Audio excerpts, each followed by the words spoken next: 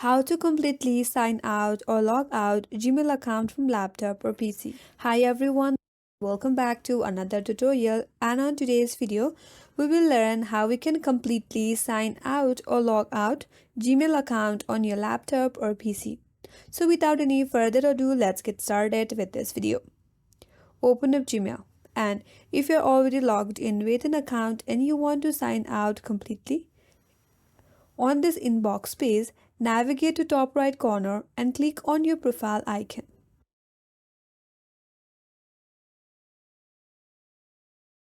Once you're here, scroll down and click on Sign Out of All Accounts.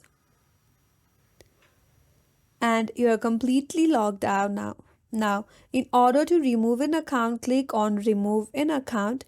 Now, choose the account that you wish to remove from this browser or from your laptop. Click on it and click on Yes Remove, and with that you have completely logged out your Gmail account on your laptop or PC.